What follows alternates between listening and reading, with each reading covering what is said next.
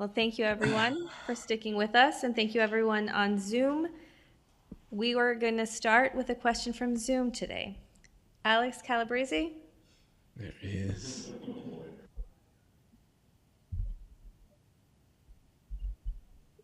How you doing, Alex? I heard we're going to see you on Saturday. Right.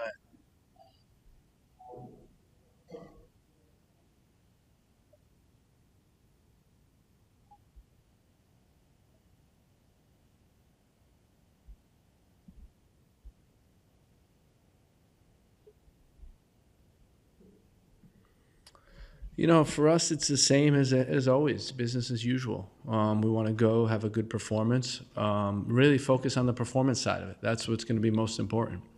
I think if we can do that, we can get the result that we need. Having said that, we know New England is going to be wanting to end their season well. We know it's their last home game. We know that they have had a disappointing season. They want to make things right by trying to win their last game. So all these factors are at play. But for us, it's really just focusing on our performance.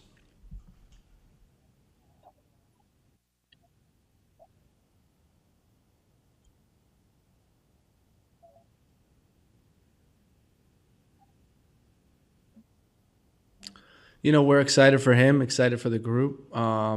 It's we saw at the U20s that we can come close, and now hopefully, we can make the next step by winning a quarterfinal game, getting the semifinals, and maybe getting to a final, and hopefully winning it. But that's easier said than done. It's easy for me to sit here in this spot and say that.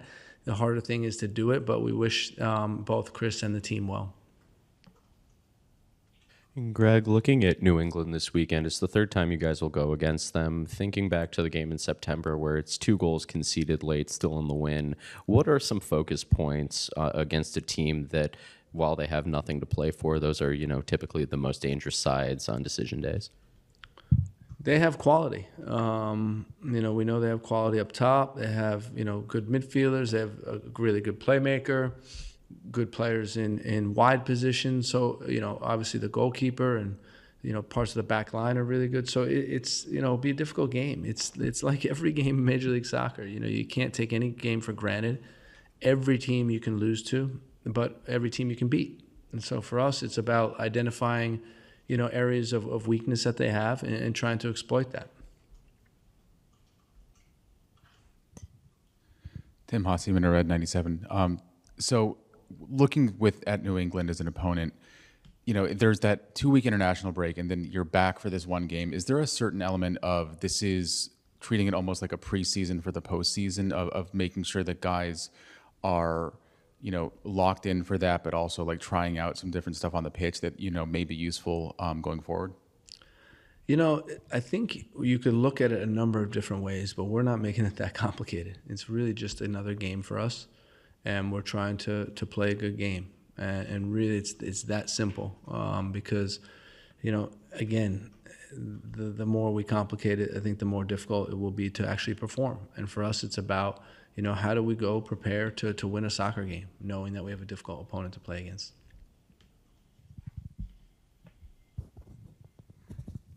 Alex Campbell, CHGO. Greg, aside from all the unknowns of Saturday and all the soccer of it, how excited are you and your staff, and do you want the team to be for what comes next? Obviously, you'll take care of business as best you can on Saturday, but then you get to this, kind of this entirely different animal that is the playoffs. Just how excited are you? How excited do you want the guys to be that when they get to that spot? Well, I think that would be getting ahead of ourselves. And I know I'm probably so boring. You guys are really tired of hearing me talk, say the same message over and over and over again. But it's really about Saturday. We're not game planning for a potential Wednesday or like our focus is just on the game at Foxborough. And, we want to finish the season strong. We want to win the game, put ourselves in a good position, and we'll see from there. And then, when we get to the playoffs, we'll do the same thing, and we'll be ready to compete. Greg, Hernán Espinosa, La Fiera Deportiva. In the middle of the season, in the summer, you mentioned the competition, all the players that you brought form of competition between the team. And you mentioned also finish strong. You see this team going strong into the playoffs. And if you have any updates, any injuries. You know, we have, knock on wood, no injuries besides Andre, which is, you know, still a shame. But, you know, when I look at training this week, if you put, you know, an A team against a B team or you mix up the teams, you know, it's so equal and everybody's competing at a high level. And that's what I've been most excited about. You know, we can easily pick, you know, 18 starters for this game. That's how competitive training has been. And, you know, our job this week has become really difficult because a number of players are doing a great job. So what we know is we're going to disappoint some players, but we also know some players will have the opportunity to prove us wrong when they get subbed in. So there's a lot, you know, a lot to take in after this week of training. We'll go to Zoom real quick. Jim Alexander from Real Talker.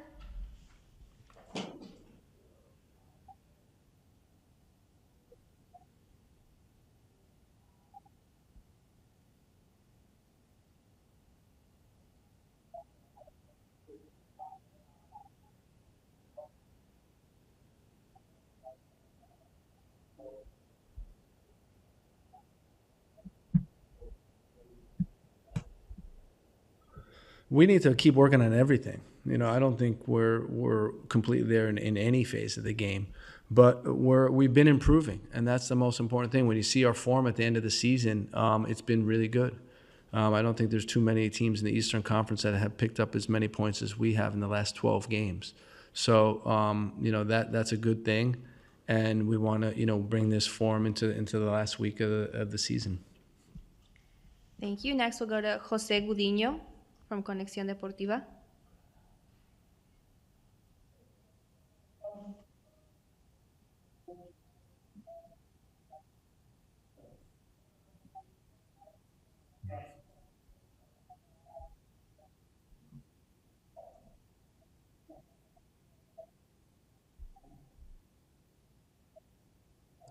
You know, I just am really thankful for the fans. You know, we hadn't had the home record that we would have liked this year, but they were always behind us. And I actually think that the last game was the best game in terms of the atmosphere and then the fan support and how loud they were.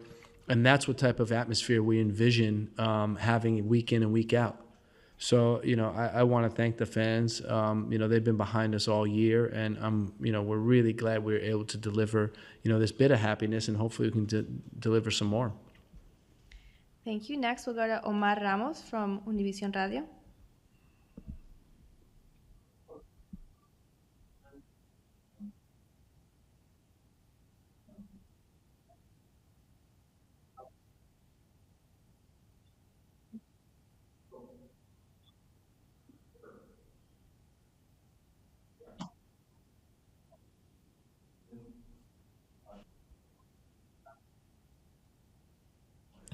Yeah, you know, I don't usually comment on, you know, on the performance of other coaches. That's not my style. I leave it up to you guys to do that. What I would say is that, you know, coaching profession is difficult. And, you know, I know, you know, the conflict sometimes when an assistant coach, you know, takes over for the head coach. And, you know, it's never an easy situation for all. But, you know, I would probably leave it at that. Yep. Greg, you talked about competition at multiple positions. Just in the wake of Andre Franco's injury, how refreshing is it to have that much competition in the midfield specifically when guys like Sergio Orahel have had up and down seasons, Romani Kwame has struggled to stay on the pitch, and Mari Pineda has had good moments but also some lower moments, just to have all those guys really competing at this time of year? We need that. We need bodies. We need guys that can come in and do a job. And I think compete in training, keep the level of training high, and wait for their opportunity. But, you know, all of them have gotten opportunities this year, and some have been on the field more than others. But, you know, we appreciate all the hard work that the group's been doing in this last couple of weeks. Hello, everyone. Thank you for joining us today. We're here with Chicago Fire forward Hugo Cuypers And as a reminder, we are using AI to record, so please let us know if you do not consent. And for anyone who is joining us on Zoom, please use the raise hand icon to let me know that you have a question. So we'll get started in the room with Joe Chats. Hey Hugo, Joe Chats on Tab Sportsnet. Thank you so much for the time. Curious, you come here a year and a half ago, almost 2 years ago at this point, and a big goal was postseason soccer. You've accomplished that. Obviously, still one very important game to go. But how are you feeling about just the move you made and now being in that position where you wanted to be playing postseason soccer in 2025? I've never regretted the move. I think it was the right time in my career to accept Chicago's offer. Last year was really challenging as a team and as a whole club, I think, more than I expected. But in a way, looking back at it now, I also see the benefits of having such a challenging season to start with and all the positives that came from it. Which also doesn't mean that this season has been all ups. It wasn't. But the main target has been achieved. Now, am I satisfied by this target? No. The goals I set out when I signed almost 2 years ago weren't just making the playoffs. So let's see where we can take it. And with this one, Tim Hasseman, Red 97. So with this one game coming up on Saturday before the playoffs, you know you're already in. But does the fact that knowing that a win can guarantee a home game and maybe like an easier path through, is that going to be a motivator for you on Saturday for what otherwise would be a game that, again, if the main objective has been achieved, might be a little harder to get motivated for? I hope some guys don't get like a lack of motivation by some games, because I would be surprised by that. But on my side, you want to win games. Do we have it in hand? No. We have to see what other teams are going to do. So the only thing we can focus on is play. Even if we don't get the result or the end ranking we would like, this game comes right before a playoff run. So it's not a game that you can take easily, and so absolutely not what we're going to do.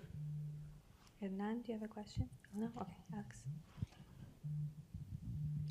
Alex Campbell from CHGO. Hugo, as a matter of just preparation, you guys have had the experience this season of sometimes having multi-game weeks, but even though there is one game to play, how do you prepare yourself for the unknown of what comes after this? It could be you get another week off. It could be you've got to play 3 more games in the next 9 days. So just both personally and as a team, how do you prepare for not knowing what comes next after Saturday? We don't. Honestly, we don't. There is no need to prepare for a potential midweek game if the results go our way Saturday after a potential win. So we'll see how the ranking looks like after Saturday's game, and we'll go from there. And if we have to play a 2-game week, we'll do it. Teresa Limon from Spanish Radio for Chicago Fire. A question for you is, fans have been incredible this year. What message do you give your fans and in general the club fans about right before the playoffs? What message will you give the fans? I think the first one is to thank them, because they have absolutely played a role in our good run over the whole season, and we have felt the support. And we also know that it has been challenging these last couple of years, and going forward, we'll need them if we want to go as far as possible, home or away. We will have to feel that support, and surely gives us an extra boost. We'll take a couple questions from Zoom, and then we'll come back. So we'll start with Alex Calabrese from Men in Red 97. Good, thank you.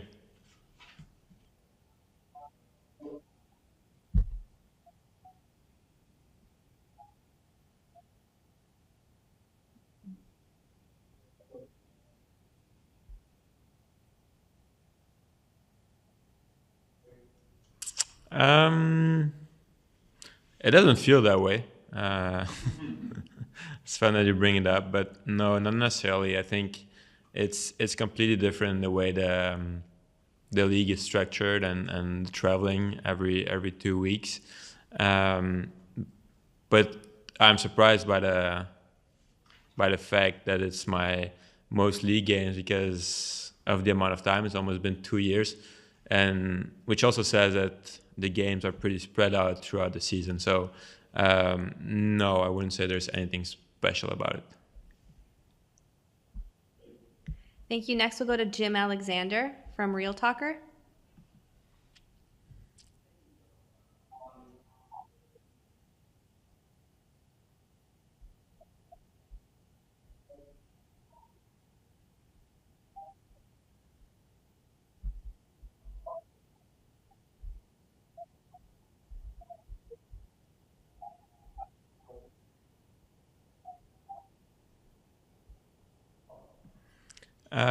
I think in general, I will never be fully satisfied. So there are always things I need to work on, and I feel I have to do better. Chances are there to be missed, otherwise it wouldn't be fun. But no, I always reflect with, I'll say, a positive mindset of how could I have done it better, or how can I improve the relationships with my teammates. And I think throughout the season that has been going upwards, and hopefully we can keep it going during the playoffs. Hugo, Hernán Espinosa, La Fiera Deportiva. You mentioned in the beginning when you decided to come here, you were promised a lot of things. You've been through most of the changes of the Chicago Fire, new training facility, plus you had a new teammates coming in. And the new coach, of course, what's the most thing that has impressed you in this year, the whole change of the Chicago Fire? I would say that when I arrived, everybody was in the line on where the club or how the club needed to go forward, and I think that has been the biggest change with the coach being able to also take decisions on how to structure the team from a couple months before the season started, and having a clear way of playing right from the start. And even if sometimes now we change systems, the basics stay the same. Hugo, it's the third time the team will go against New England this year, Open Cup, and the earlier month in Bridgeview. I'm just curious what you think about this New England team and how dangerous they can be. Obviously, they don't have anything to play for. Interim coach. They scored 2 goals late against you guys last time, so I'm curious, just any thoughts on New England? I think the most important thing is to focus on ourselves, of course. But I have played in games where the opponents had nothing to play for, and I lost them. So I'm in a pretty aware position, I would say, to know that these are dangerous games, especially away for us. Even if they don't play for anything anymore, you don't want to go into the off season with a bad feeling, and they will go from the mindset of building from next season. So I think it's dangerous or tricky. But again, if we do our thing well, it will end well. So you're coming back from, it was a 3-game week, then a 2-week international break, and then this game, potentially short rest until the playoffs. How useful has the 2-week break been for you and the squad, both from a recovery point of view, but also just in being able to prepare for like a possible long postseason, trying out new things and stuff like that? First of all, for me personally, it's really strange to have an international break before the last game of the season. That's a whole other discussion. No, international breaks are always useful. You can mix rest periods with intense trainings where you can work more or longer, a couple days on really how you prepare for an upcoming game. So it's always a time that's being used well.